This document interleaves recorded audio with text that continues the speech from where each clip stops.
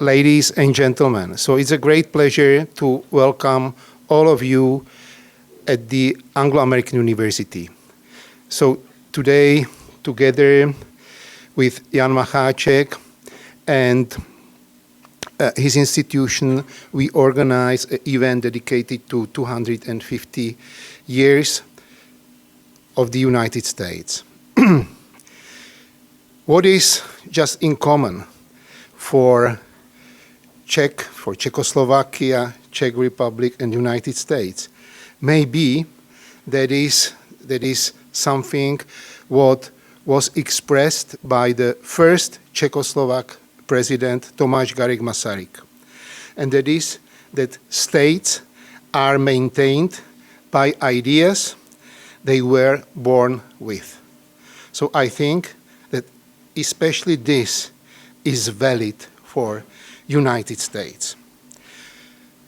US Declaration of Independence from 1776 that stressed that all men are created equal and are endowed with rights to life, liberty, and pursuit of happiness.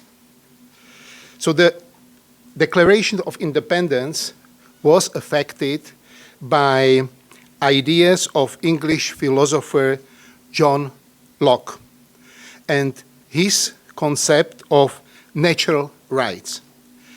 This concept also covers the society as a natural contract of free individuals. And that is what is extremely important. And society also that is governed by majority. And if society should be governed by majority, so it's very close to democracy. And the United States, just especially for us living under communism, was really a role model for democracy and freedom. Anglo-American University, which was established in 1990 as the first non-state university in Czechoslovakia and was run just from the beginning and initiated by a group of friends and colleagues of the first Czechoslovak or free Czechoslovak president, Václav Havel, is trying to develop these ideas. So ideas of freedom, liberty, and respect to property rights and to peaceful development. That's also, that is my pleasure that Anglo-American University can host this conference, which will consist of 2 panels. And now it's my great pleasure to invite U.S. Ambassador Mr. Nicholas Merrick to give address just at the beginning of our conference. Thank you.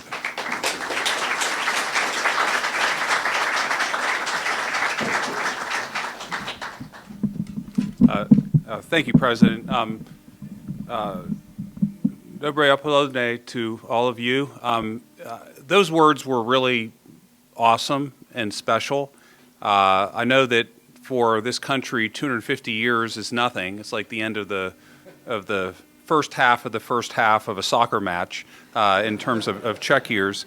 But it really is something special to us. And then when you talked about the Declaration of Independence, you know, the additional thought that you said, but what I was thinking about is that, you know, these rights are given to us by our Creator, and that really the only reason government exists is to actually ensure that those rights are actually carried out. So that in the United States, the thought is that the government does not give you the rights, that they're endowed by our Creator, and the government is just there to ensure that they actually are carried out. What you said, I wish every American understood it as well as you did. America is a great place, but it would be even better if everyone understood that so well.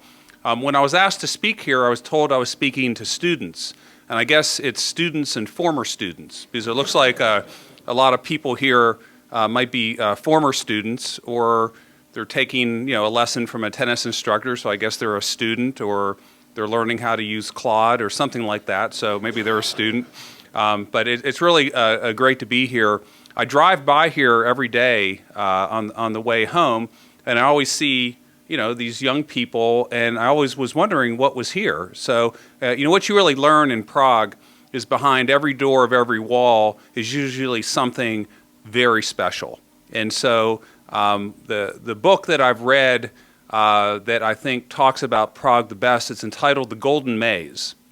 Because once again, if I wanted to go from here to the end of that next room, typically you have to do a letter G. You have to walk up the hill, around, down, a one-way street, over and above.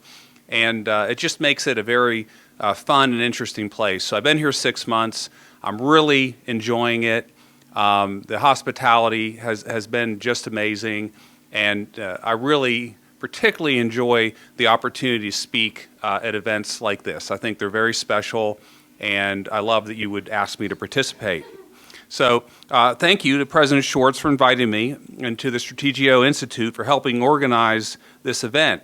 As we mark the 250th anniversary of the United States independence, it is an honor to offer these welcoming remarks. Looking at today's program, I know you have an incredible lineup of experts ready to dive deep into the intellectual and historical roots of the American Republic. I will happily leave the historical heavy lifting to them. Before becoming a diplomat, which really has only been 6 months, so it's really not been that long, but I guess for a country our young, that's okay. In addition to my career as a businessman, I was a high school teacher in Texas. So I know the incredible energy that fills a classroom with students and, like I said, former students. Education is deeply personal to me. My mother was a university professor, and I was blessed to earn a full football scholarship to the University of Virginia. That's American football, I should add, opening doors to an MBA and a rewarding career in telecommunications and investment management. Opportunity, hard work, and the freedom to chart your own course is the essence of the American story. And this is both an individual and a team sport. 250 years ago, with a single sheet of parchment and 56 signatures, America began the greatest political journey in human history. While our path has always not been a straight line, each generation has sought to build a more perfect union. But as we celebrate our 250th anniversary, we remember that the tapestry of our democracy comes from many sources, and Czechia is deeply woven into our history. Just last month, I was honored to welcome the 1956 Olympic gold medal of Czech-American discus thrower Olga Fikova-Connolly to the National Museum after 70 years. After marrying American Harold Connolly in a Cold War rarity, she moved to the United States and continued to compete athletically as a U.S. citizen. Her legacy is a beautiful testament to human bonds and transcending borders. Her two daughters had an amazing story to tell about her mother, a lot of which was really, really hard. She had studied to be a doctor and was denied that opportunity in the United States. Her daughters alluded to some very tough times and really talked about her love of Czechoslovakia and her love of Prague. It was really beautiful. It really was an incredibly emotional experience for everyone there. Our shared history includes profound sacrifice. Soon, Czech communities in Western Bohemia and across the country will commemorate the U.S. Army's role in liberating then Czechoslovakia from Nazi occupation. These grassroots commemorations, organized by everyday citizens, deeply humble me. This history was suppressed during the communist era, but with the return to democracy, Czech communities work tirelessly to bring it back to light. We at the Embassy are honored to participate and hear these stories. Our commemoration of America's 250th anniversary, or Freedom 250, is not just a reflection on the past, it is a launch pad for the future. We are celebrating American excellence and looking forward to new frontiers. Recently, we hosted a visit to Prague by U.S. NASA astronaut Stephen Bowen, previewing the momentum of the incredible Artemis II moon mission, which we all just witnessed, and highlighting that the next era of discovery will rely on international partnership, cutting-edge technology, and a shared spirit of adventure. That is why we are here. The future belongs to those who can work across borders, and studying an institution like AAU is a terrific first step towards that goal. When students study abroad, textbook knowledge becomes lived experience. You aren't just debating abstract concepts, you are gaining the resilience and global perspective we need in our future innovators and leaders. Academic ties are a core pillar of the U.S.-Czech partnership, which boasts more than 11,000 exchange alumni from Czechia alone. These alumni have gone everywhere in the United States, from Montana to Maine. Each year, Czechs and Americans who study in each other's countries serve as informal ambassadors while abroad and return home with a treasure trove of experience and knowledge about their host country. The story of democracy is being written right now by your generation. My challenge to you is this: take full advantage of the U.S.-Czech academic relationship, study abroad, build bridges, see yourselves as vital stakeholders in a free, open, and prosperous world. I want to add one more comment, and I talk about this a lot. When I think about the United States and the Czech Republic, and I mentioned it in my speech, we're part of each other's stories. You know, Czech immigrants came over and are a core fabric of the United States, particularly in Texas, where I live, Nebraska as well, but all throughout the country. And then we're a big part of your story as well. When people think about the bonds between countries, this is what I think and know to be true. First and foremost, they're about people and shared values, because that's what stands the test of time more than anything else. Second, it's commercial and business, because if we really think about it, that as people in the marketplace, we express who we really are, how we spend our money, how we spend our time. That's the best reflection of what we value. So those connections business-wise really are also, I think, probably the second biggest bond. And then the third are the political. But let's face it, politicians come and go, policies evolve over time. They matter a lot. But when we look at what stands the test of time, it's people, relationships, shared values, commercial ties, and then last but still important, governmental and bilateral, and then ties and other organizations. So thank you very much, and I hope you have a wonderful event today. Thanks.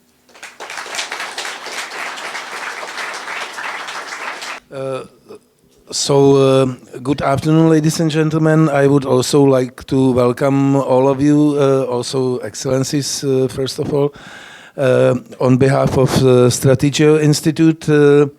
And I would be moderating both of the panels. My name is Jan Macháček. I'm president of the Strategeo Institute.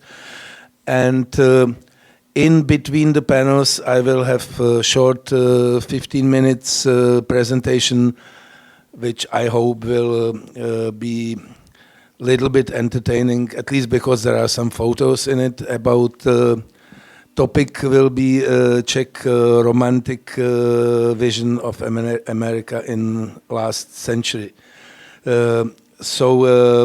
I would like to introduce the first panel first. Let me start with the lady. Professor Milada Polišenská is now a professor here at this school, Anglo-American University. Roman Joch, director of Občanský institute, previously in Civic Institute.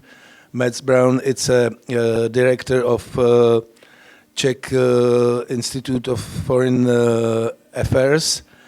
So like a demonstration of globalization that we have, or Europeization, that we have a foreigner to be in charge of our governmental foreign policy institute. So welcome.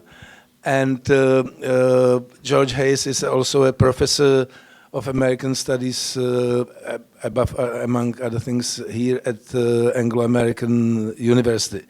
So our concept was that first panel, but it doesn't have to be that strict necessarily, will be more focused on historical ideals on which United States of America were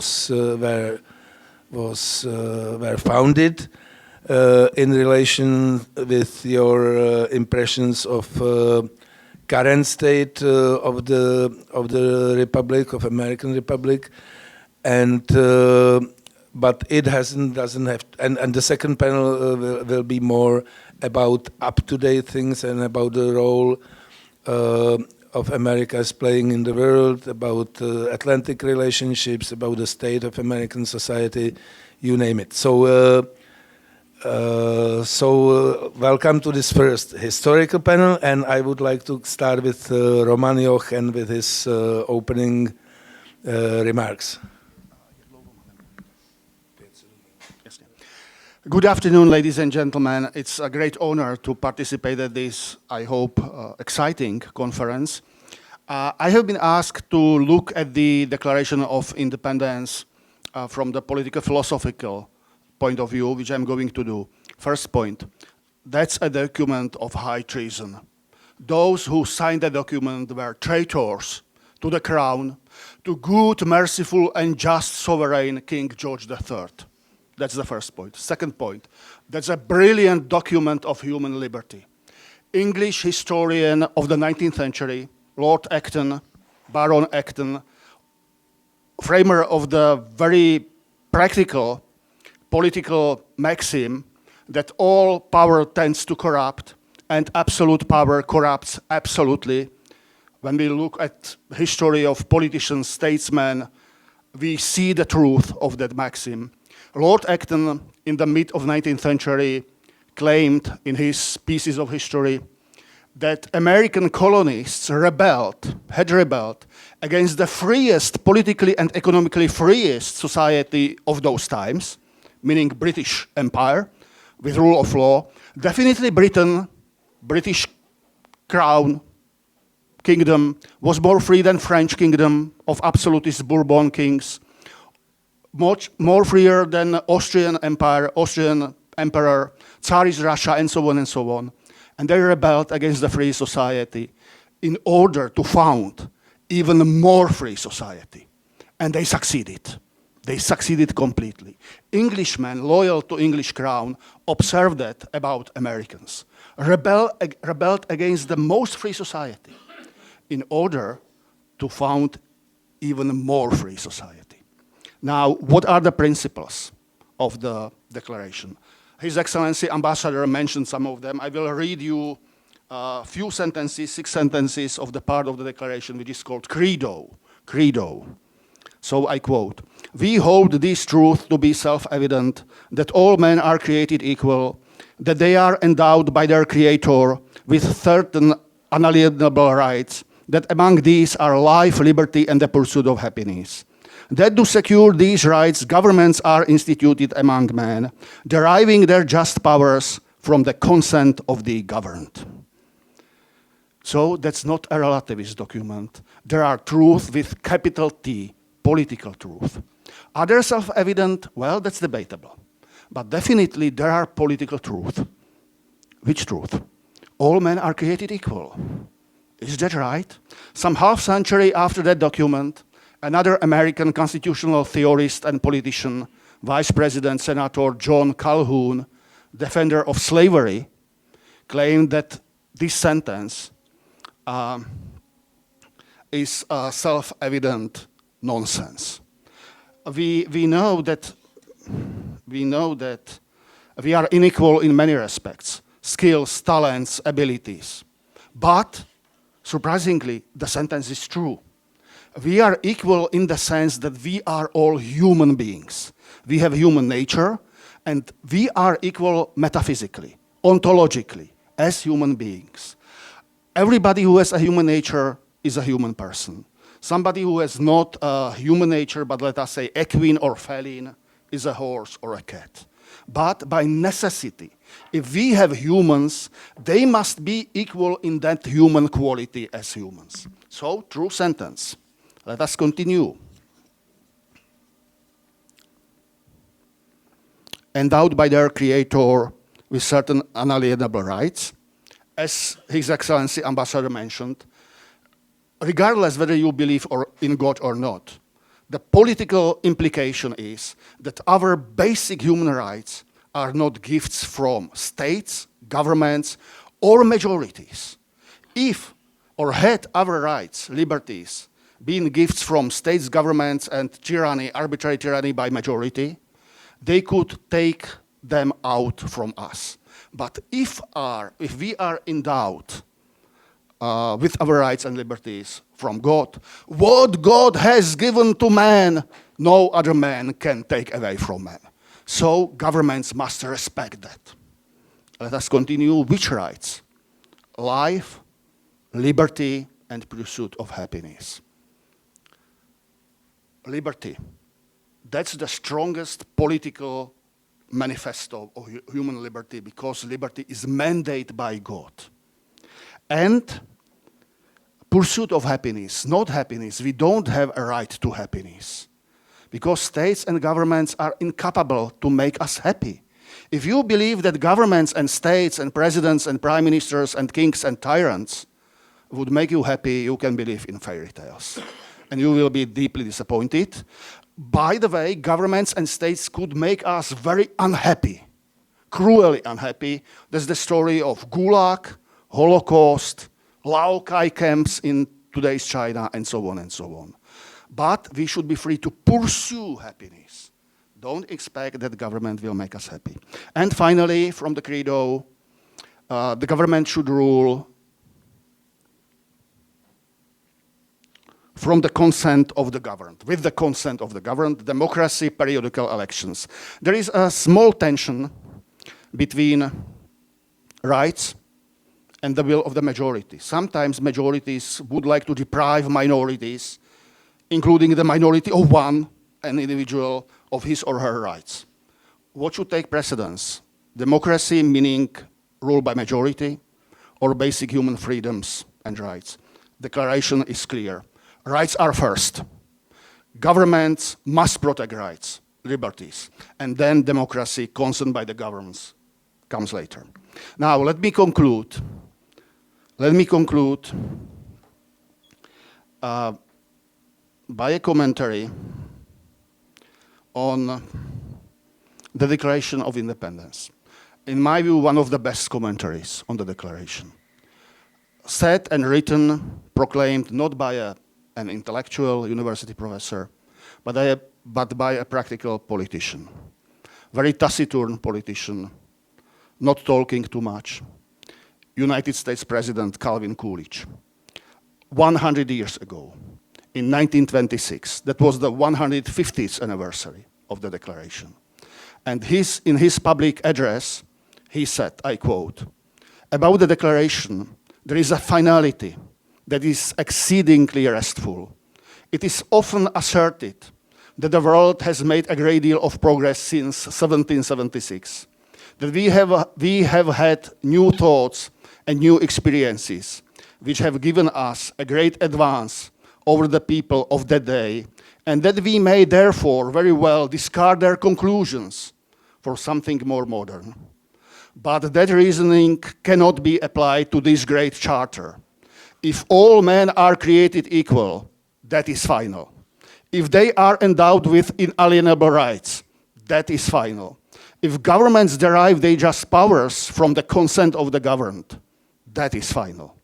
No advance, no progress can be made beyond these propositions. If anyone wishes to deny their truth or their soundness, the only direction in which he can proceed historically is not forward, but backward, toward the time when there was no equality, no rights of the individual, no rule of the people. those who wish to proceed in that direction, communists, fascists perhaps, Nazis, cannot lay claim to progress. They are reactionary. Their ideas are not more modern, but more ancient than those of the revolutionary fathers. So, according to Calvin Coolidge, this great classical liberal document of liberty has some conservative finality. There cannot be any progress from human freedom. There could be only a regress to human bondage. Thank you, Mr. President Coolidge. Thank you. So I would like to thank Roman for his great opening remarks, and now I would give a floor to Milada Polišenská for her opening present. She also has a presentation, by the way. Yes. Distinguished guests, ladies and gentlemen, dear academic community, I was invited to offer to this session something less known from the history of Czech or Czechoslovak diplomatic or relations with the United States. And so after really deep deliberations, I have chosen two short stories from my research and book on history of Czechoslovak-American diplomatic relations, and I am going to now bring those two stories here. The first one is about a situation when Prague almost became a place of appointment of a second woman in the history of American diplomatic relations as a head of diplomatic mission. The first woman like head of diplomatic mission in the history in general was an American lady, and she was minister plenipotentiary and envoy extraordinary in Denmark. And the second was almost Rowena Morseman, very interesting lady, and this story I am going to share with you. So within a broader context, this paper refers to a historical turning point when, under the President Franklin Delano Roosevelt, American women began to be appointed to important professional positions in U.S. government and administration. But this was certainly not easy. My paper examines the nomination of Dr. Rowena Morseman for the post of the head of the American legation in Prague as Minister Plenipotentiary and Envoy Extraordinary in 1933 and 1934.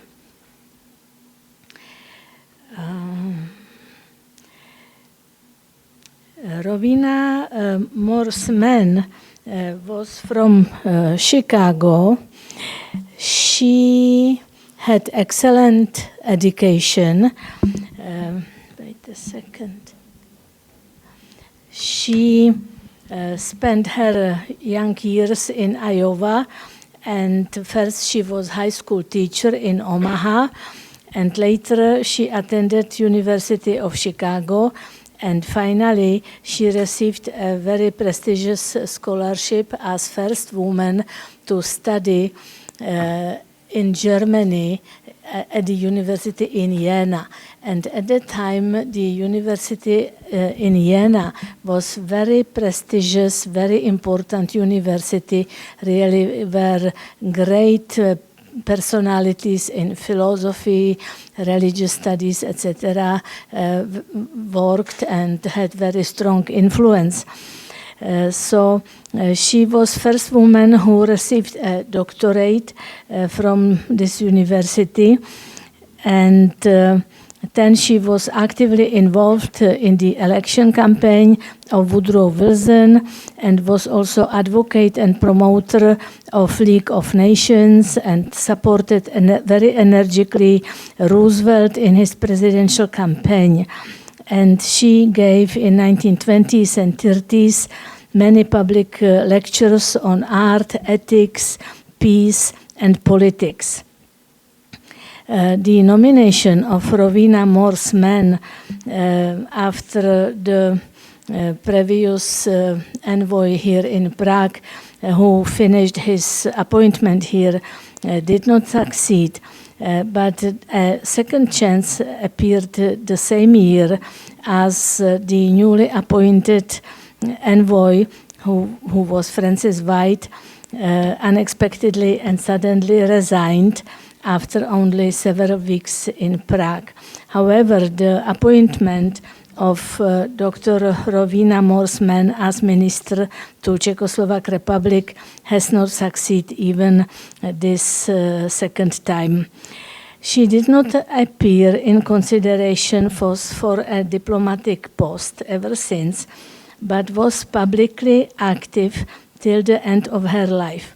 Rowena Morse Mann died in Chicago in 1958. What is this? You know, I don't see there, so hopefully it Kde? Aha, jo, dobrý.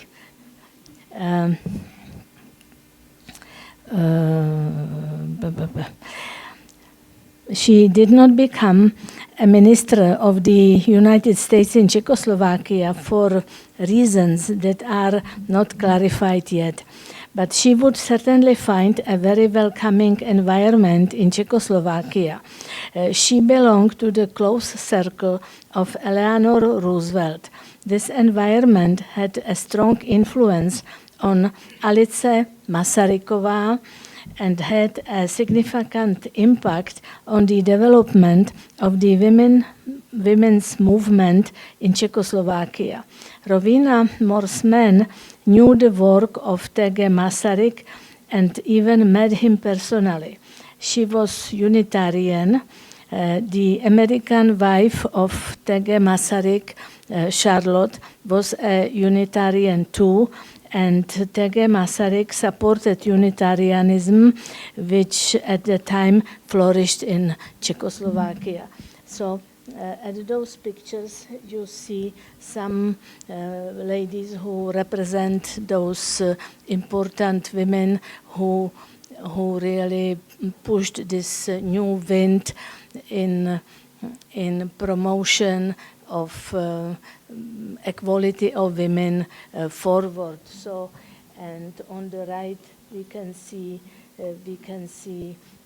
Alice Masaryková, her mother, and so this belongs to this chapter. And the second small chapter, here you can see Rowena after doctorate graduation in the gown in Jena, and on the right is very bad photograph actually, but I did not find better. And this is President Masaryk in front of his bookshelves. And if you really watch carefully, you can see on his right hand a photograph of Božena Němcová, whom he appreciated very much as first really important woman writer in our literature. And my last slide is about Wilbur John Carr, and he was last American envoy in Czechoslovakia before the occupation by the Nazi Germany. And so he was here during the Munich crisis and was the last envoy before the occupation. He was very experienced and respected high official of the State Department. He was even nicknamed Father of American Foreign Service, but his main focus was on administrative issues within State Department. He was vice undersecretary, actually, or I should say better, vice secretary for administration in the State Department, and his appointment to Prague was his first and last appointment abroad. When he arrived in Prague, actually the first official event he attended was the funeral of T.G. Masaryk, actually, which happened 1 week after he handed over the credentials. I researched him a lot, and I was really impressed how excellently he reported about Munich crisis in Czechoslovakia. His reports were really very objective. He did not really hesitate to take his car and drive to Sudetenland to talk to the people, to report everything, and was not really biased, and even long reports he telegraphed, which was actually quite difficult at those times. As we know, many other diplomats in Prague were not so objective. They often kept contacts with the Nazis, etc. But Carr really did not do that.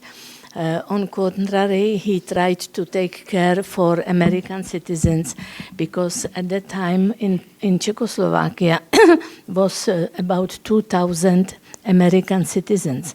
This was mainly businessmen, but also immigrants who came to America and became nationalized, like in America, just shortly before that, and were originally immigrants from here, like first generation American citizens, and they came here to see their relatives and basically to see their families. So he was really trying to get them out of the country, and actually Cordell Hull, the Secretary of State, was not very happy that he is initiating the departure of Americans from the country. He was fearing of panic, but Carr took the responsibility. He was also trying to build a shelter for the embassy, for the staff, etc. And so his mission finished when Czechoslovakia was occupied by Nazis, which was 15th of March 1939. A few days afterwards, he closed the embassy. He handed over the property for protection of Swedish embassy and left post in the beginning of April. To me, he was really excellent man on his position in this very difficult, dramatic, and tragic time. So thank you very much for the attention.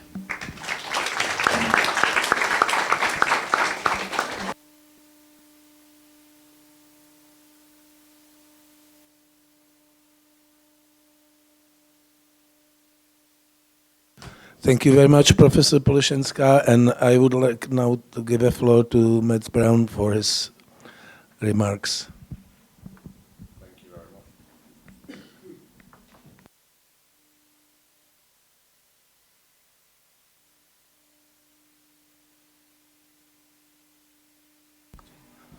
I had to push it a little bit longer. Thank you very much. And thank you very much for the invitation to the organizers, Anglo-American University and Jan Macháček. I was thinking about what is my role here at this panel, because I'm not a historian. And rather than an Americanist, I'm a former Jean Monnet chair in European studies. So I was thinking I would try to focus on the last 80 years instead of the 250 years, and focus on the influence of the US on the Czech lands and on Europe, as the last part of the panel title indicates, and perhaps serve as a little bit of a bridge between this panel and the next panel.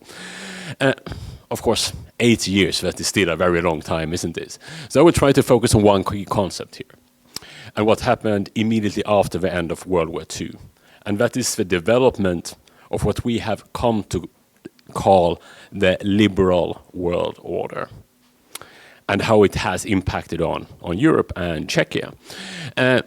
Obviously, always when you say this concept, liberal world order, some people would kind of shake their heads a little bit, because it was never very liberal, it was never completely international, and it was never completely orderly. So we can really challenge the concept. Yet, I think we will need to look at these 80 years of time as something very unique. We have here a country being dominant in one part of the world, that is the United States, deciding to utilize its dominance in a very, very different way compared to other empires, superpowers, big powers we have seen in other time periods. This makes this period really unique.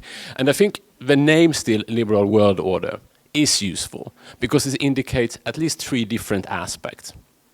It focuses on an economic order, liberal. It indicates a commitment to multilateralism, at least to some degree. And it indicates a commitment to rights, human rights. Later, during these 8 years, more focus on democracy, democratization. So in that respect, I think this is something which is unique. We need to link it to the United States. We need to link it to America and its history. And it had huge impact, at first on Western Europe, but later on Europe as such, including Czechia and this part of Europe, our part of Europe. If I zoom in Europe, I would just like to make three brief remarks. A first brief remark on economy, a second brief remark on security, and finally a brief remark on democracy. When it comes to economy, I would say that the European Union, with its common market, later single market, would never have existed without the United States. It was the condition that this common market was developed within the broader Bretton Woods system initiated by the United States that made this European integration project possible in the sense we know it today. And even if there were, of course, times with disputes, competition between the EU's market or the previous European Economic Community, the common market, and the United States of America, still, if we look at the broader part of the history, there was a strong US support for this development.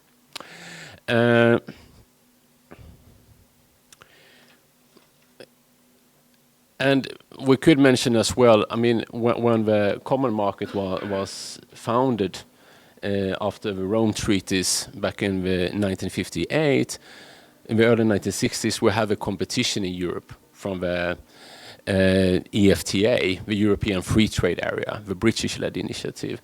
And the US support was always much stronger for the common market compared to the support for the British-led initiative.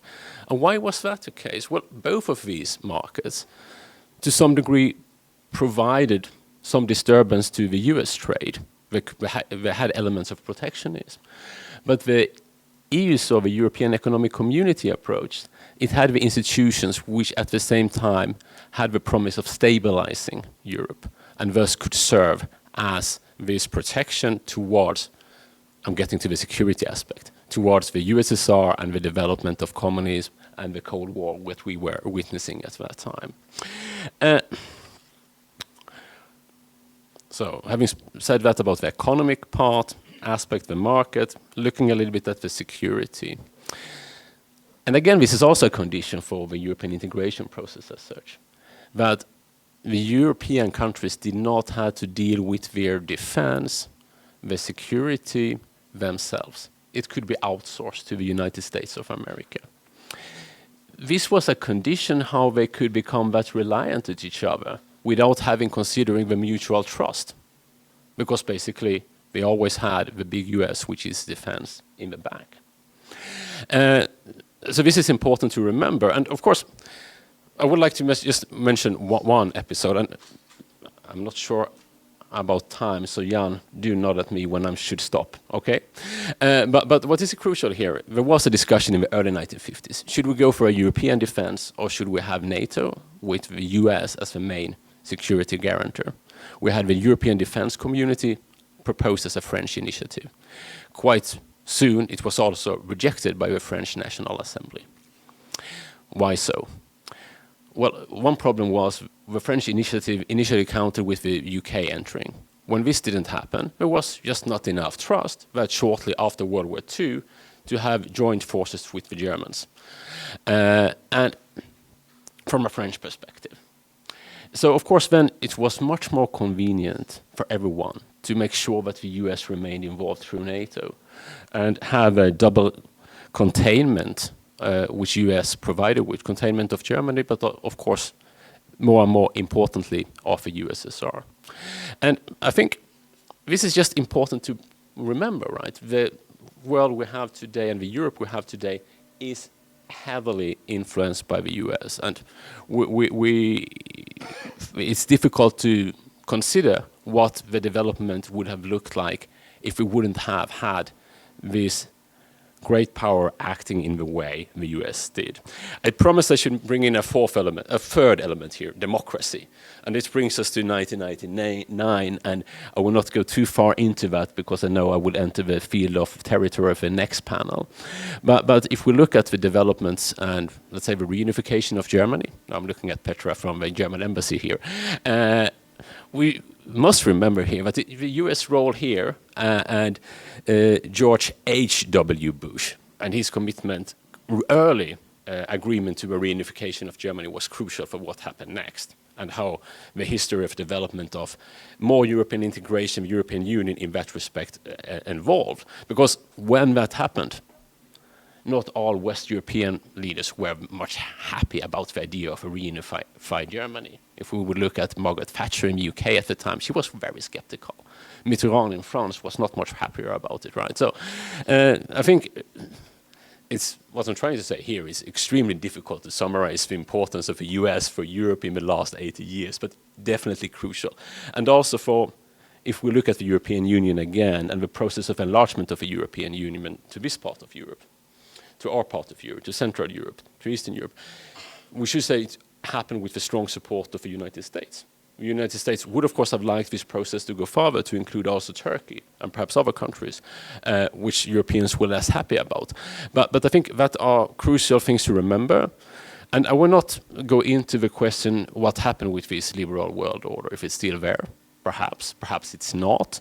Perhaps it will end soon. Perhaps it's already ended. I think that would be perhaps more of a topic of the next panel. Thank you very much.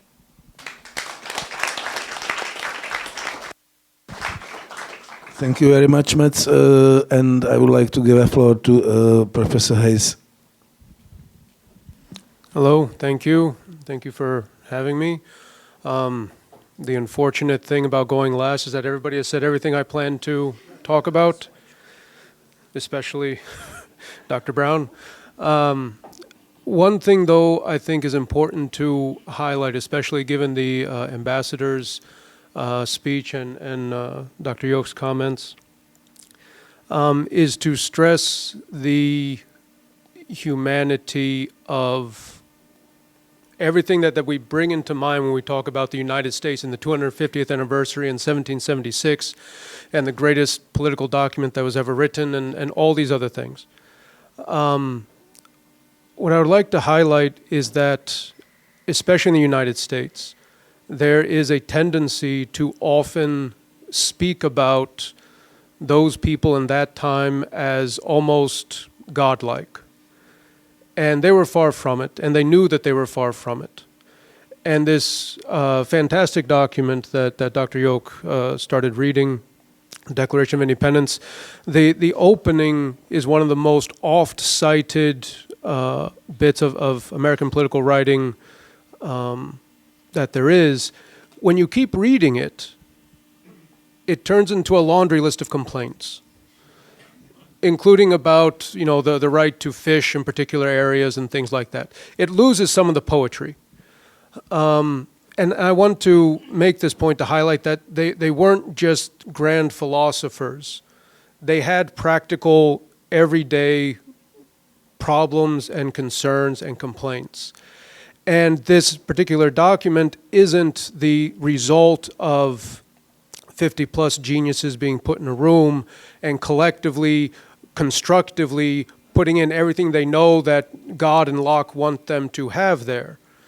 It was a room full of people in god-awful heat, arguing with each other about things they wanted to remove. What we have that is being praised so much, and I believe that it deserves to be praised, is what they could all finally agree on. It is the compromise. I think this is very important to keep in mind. And together with that idea of the compromise is that the United States is not an established thing. A lot of discussion over the last 10 years in particular has gone to bemoaning the changes in the United States, the loss of traditional American position or values or statements or anything else. But the United States has never been a final established thing. It has always been in flux. It has always been in compromise or combat with itself. Only 1/3 of the population in 1776 wanted to end relations. 1/3 wanted to preserve relations with Britain, and 1/3 didn't care. They just wanted to be left alone to their lives. So considering 250 years, that comes out of 1/3 of the population actively wanting to do this, and even amongst themselves fighting about what that vision was going to be and then trying to make it a reality. I think this is something that we should keep in mind, but also to take some comfort and inspiration in that they were normal people. If you read the correspondence between John Adams and his wife Abigail Adams, you see constant doubt, you see constant fear, you see constant worry about making mistakes, making missteps. And yet now we look back and he's often talked about as this fantastic architect of things. So we all have within us this ability for struggle, for compromise, for construction. We all have these tremendous doubts. I think part of the uniqueness of American identity, if we can call it that, is that it's kind of built in that we believe that that is possible. We are raised believing that that is possible, whereas that may not be instilled in so many other places around the world. But it is possible to do. The idea of development, the idea of constructing something greater is possible throughout all of us. And with many of the points that were made, I think we see this happening, whether it's the post-war order or whether it's the advancement of diplomacy or whether it's breaking with this fantastic treasonous document. Famously said, if we don't hang together, we'll all hang alone. So thank you very much.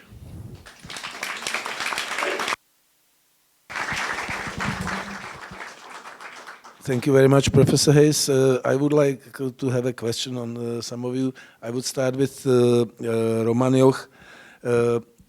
How would you compare the situation when the United States were founded with the situation now as far as the roles of particular institutions in and also with regards to checks and balances as they were intended?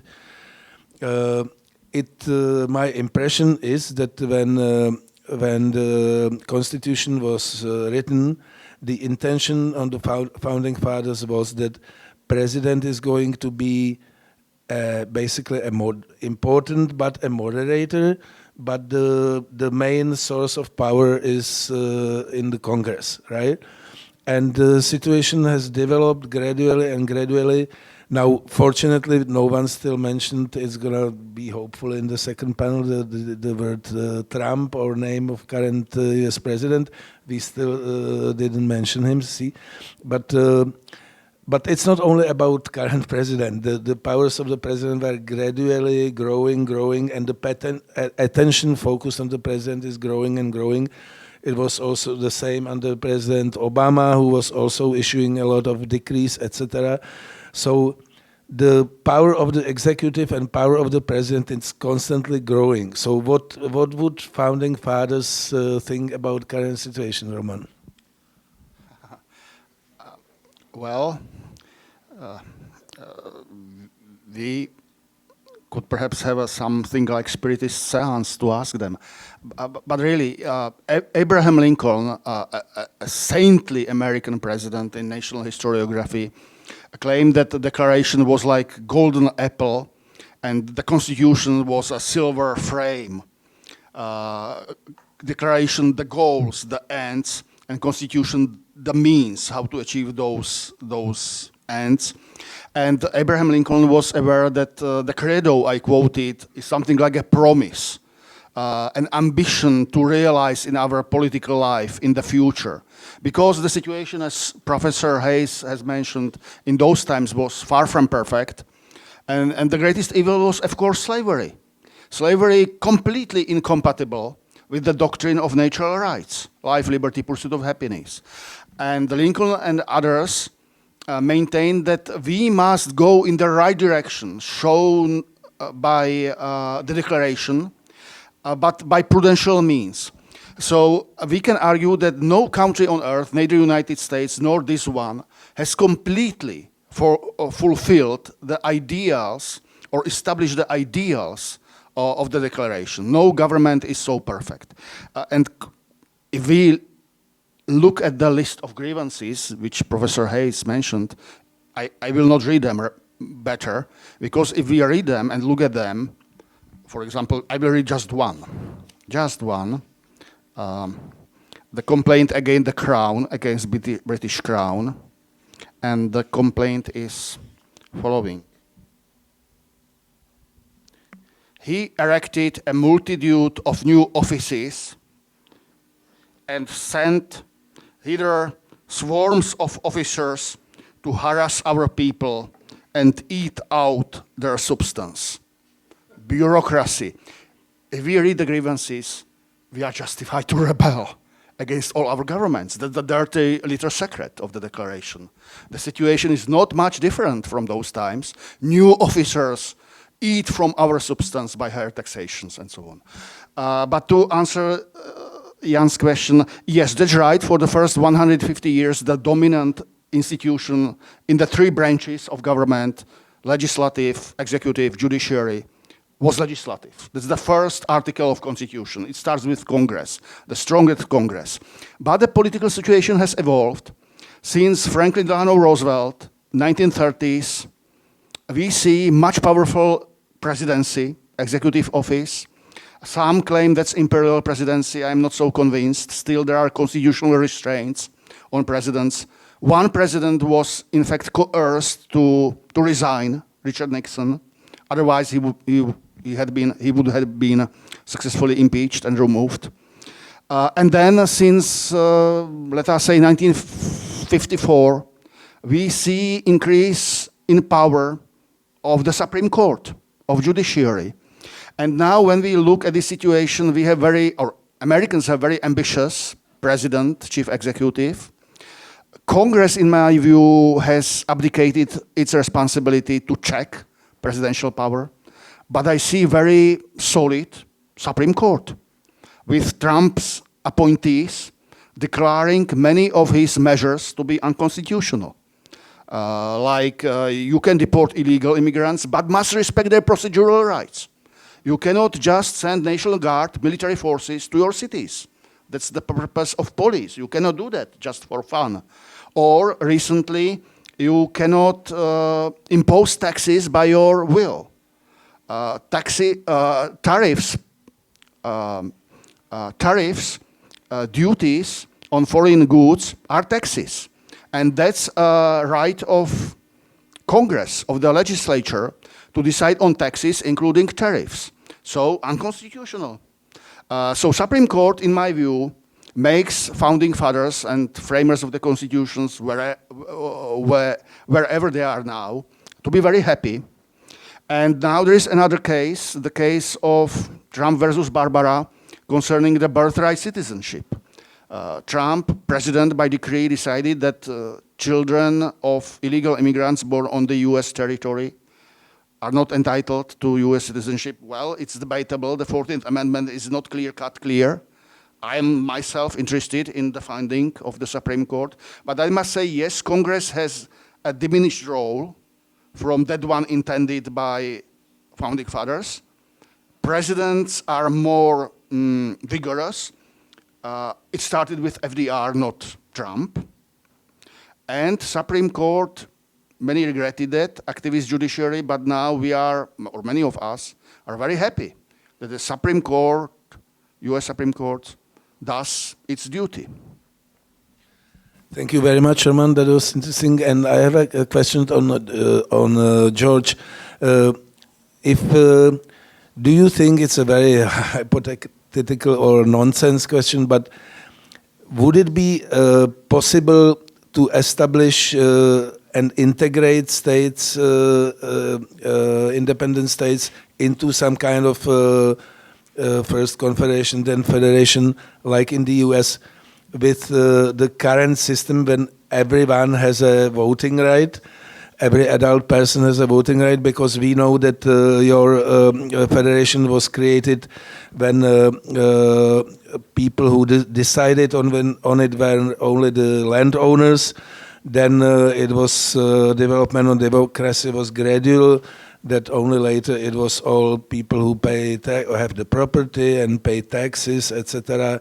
Very much later it was ladies, etc. So it's also a question like if it's possible to still to be inspired, for instance, in Europe by American federalism, with and to put decisions, if we have to put all these decisions into referendums and everyone has a right to deliberate about it and decide on it. So if I understand your question properly, could the European Union democratically choose to become a federal republic? Basically, but I was also speaking about the US, if it would be possible to create US these days. Well, certainly not these days. Hypothetically, in contemporary times, it can be possible.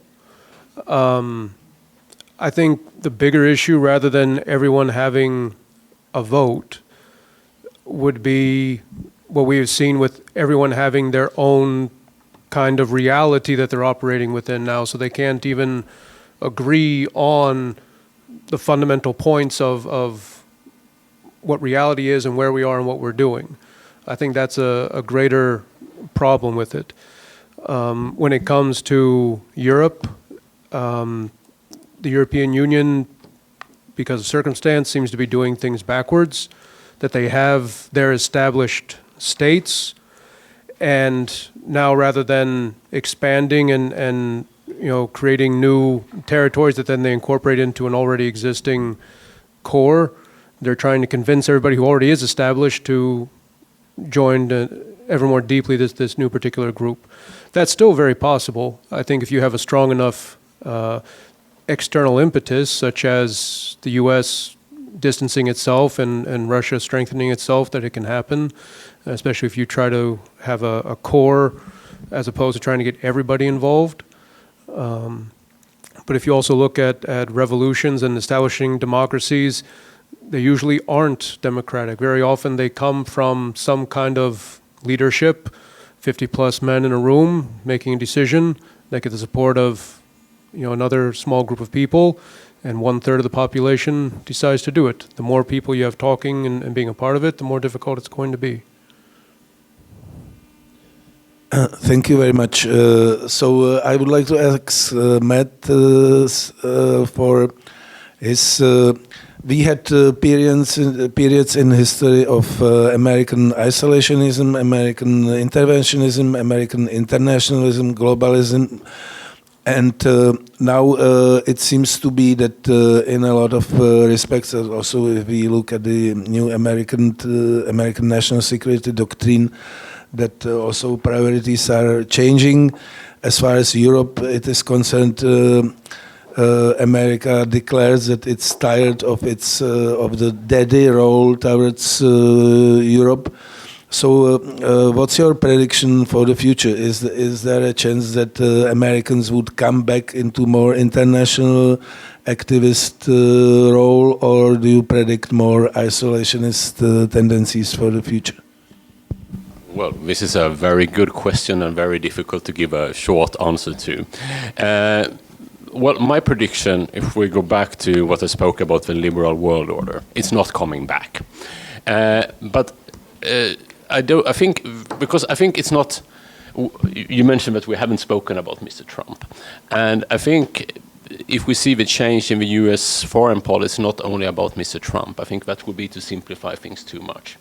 It's not only about the MAGA movement either. It's more about the change also in structures at the international system level. And I mean, we can see that if we take in economic terms, right? We can see that if we would take an economic center of gravity in the world, it has moved away from US, Europe. It's moving towards Asia somewhere, right? So from that respect, it might be that there can be explained why US will take a different perspective and would be changing. Not necessarily saying that all American future presidents would be what some would label transactionalists, as some have described Trump, or predatory hegemon, as Stephen Walt has labeled the current American administration. I'm not saying that that is necessarily the case, but I think we need to understand that the world is changing and we're not really going back. But the question is, what will happen in the future? And that is, of course, much more difficult to predict. But really, I think the world of globalization, where we had kind of an idea that if we trade more, if everyone becomes more and more economic interdependent, right, we all will get richer and more happy and more stable, and everything will become more predictability. I'm not sure there is a shortcut back to that kind of world and that idea, but I'm less sure. I'm less certain. I'm not certain about this either, to be sure. But I'm really not able to predict what will happen next. But thank you for the question. Thank you very much. I have a last question for Milada Polišenská. You presented here like two unjustifiably forgotten heroes of American diplomacy, I could say. Do you have any heroes of American politics and diplomacy, say, in last 30, 40 years after 1989? Someone who was not until now treated properly as he should have been, or his reputation wasn't that good as it should have been? Do you have some positive heroes yourself?